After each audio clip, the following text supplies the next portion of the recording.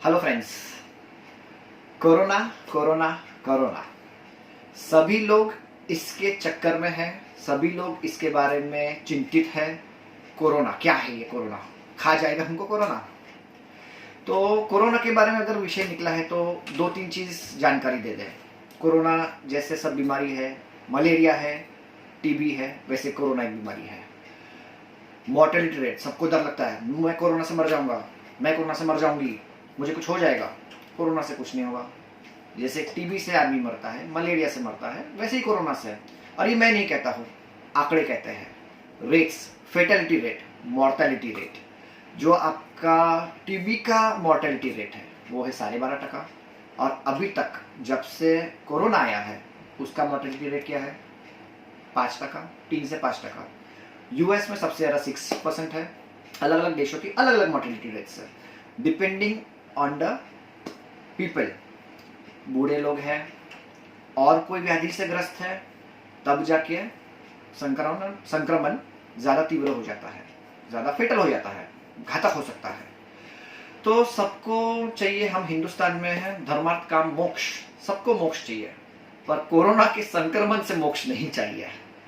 तो सिंपल बात करेंगे, कोरोना से हटके और स्वास्थ्य बना के, ये चीज आज का टॉपिक रहेगा मेरा। वो है नींद, स्लीप। ओपनिंग स्टेटमेंट दूंगा, short sleep, short life span. कम सोओगे, कम जियोगे। हम जो मेट्रोज में रहते हैं, मुंबई, दिल्ली, बेंगलुरु, कोलकाता, सब जगह पे फास्ट लाइफ हो गया है, स्ट्रेसफुल लाइफ हो गया है। And this has affected disruption of deep sleep. जो आपकी नींद है, जो आपकी निद्रा है, उसकी अलग अलग फेजेस है, उसके अलग अलग स्टेजेस है। जैसे स्लीप पैटर्न को डिवाइड किया गया है 5 बेसिक फेजेस में। स्टेज वन में क्या होता है? Superficial sleep. आप ये पेन एंड पेज पे नोट कर सकते हैं, तो it will give a very good gauge of the thing which I am explaining you right now.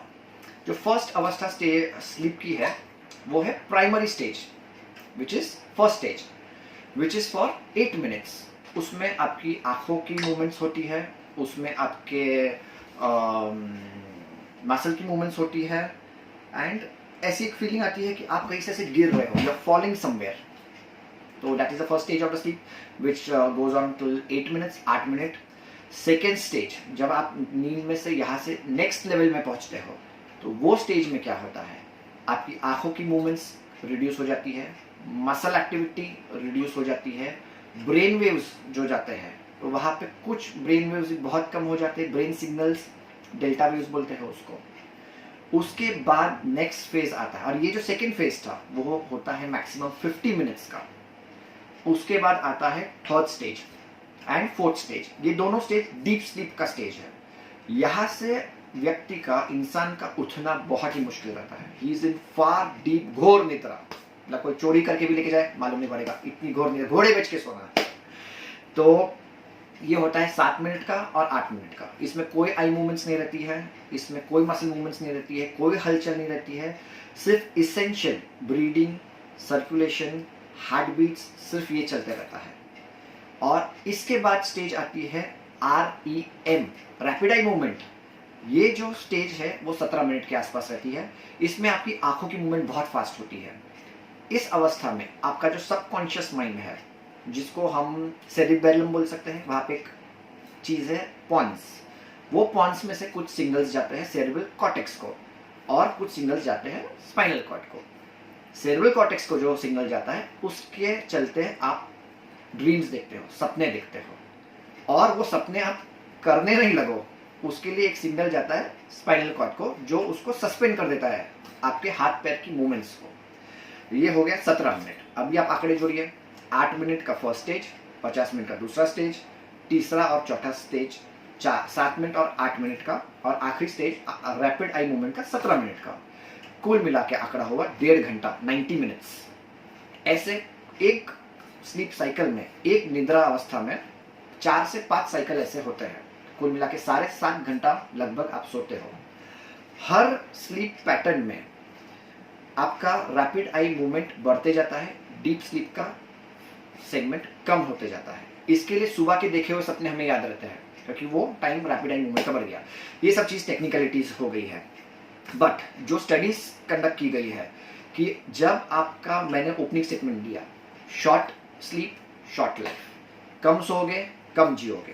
तो एक स्टडी कंडक्ट की गई थी, कुछ लोगों को लिया गया, 10 लोगों को, उन्हें एक हफ्ते के लिए सिर्फ 6 घंटे तक ही सोने दिया गया। फिर उनकी स्टडी की गई, उनके मस्तिष्क में, ब्रेन में एक जगह रहती है जिसको हिपोकैम्पस कहते हैं, उसमें जेनेटिक स्टडीज की गई। उसमें स्टडी में पाया गया कि आपका नया मेमोरी या कोई नई चीज़ ग्रास्प करने की क्षमता काफ़ी तीव्रता से कम हो जाती है अगर आपको 6 घंटे स्लीप मिल रही है। और उन्हीं लोगों को एक हफ्ते के लिए पूरे 7.5 घंटे की नींद दी गई। वहाँ पे उनकी मेमोरी पावर, उनकी कॉग्निटिव पावर, ये सब में बढ़ोतरी आ गई, इंक्रीज हो गया। साथ में जेनेटिक स्टडी में पाया गया कि अगर आप कम सोते हो, स्लीपिंग लेस, तो फिर आपके कुछ जेनेटिक कोड्स डिस्टर्ब हो जाते हैं, which can lead to autoimmune disease, tumours, cardiovascular disease और स्ट्रेस रिलेटेड हाइपरटेंशन, बहुत सारी चीजें अफेक्ट होती है। इसीलिए आयुर्वेद में निद्रा को एक उपस्तंभ कहा गया है। It is a very primary and important thing. आहार, निद्रा और ब्रह्मचर्य। तो जो निद्रा है दैट इज सेकेंड पार्ट पे उसको बताया गया कि it is very essential part of your life. तो फिर क्वेश्चन आता है कि इतना सारा प्रॉब्लम हो सकता है अगर मैं कम सोऊंगा तो मैं सोऊं कैसे? How to sleep well? To summarise the thing in very short, regularity, अभ्यास, वीकडे हो या वीकेंड हो, आपको आपका सोने का समय फिक्स रखना है। A good sleep will anchor your life. उसी से आपकी क्वालिटी इंप्रूव होगी, क्वांटिटी भी इंप्रूव होगी। Then there are few parameters, जो एक टिप्स, जैसे आप अगर ध्यान रखो कि मुझे अच्छे से सोना है, मेरी नींद पूरी होनी चाहिए, तो उसके लिए आपको क्या करना है?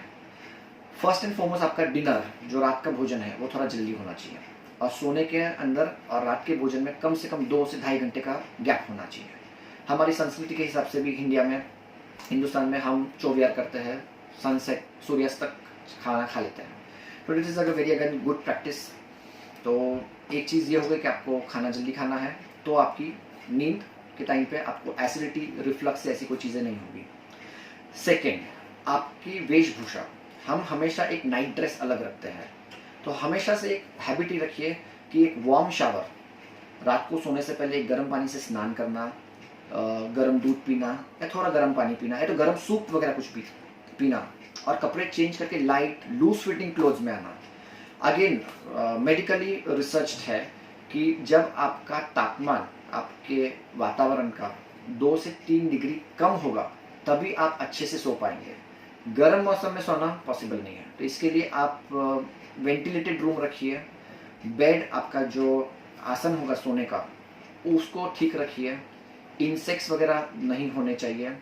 लाइट म्यूजिक या तो light pleasant smell, aroma therapy, या तो हम आजकल स्प्रेस रखते हैं, तो वो भी काफ़ी अच्छा है। नींद नहीं आती है, क्या करें? हेड मसाज, बॉडी का हल्के से दबाना, these all things will induce good sleep. तो बहुत सारा चीज़ मैंने बॉम्बार्ड कर दिया है। तो in short, stay healthy, stay safe, good luck and sleep well.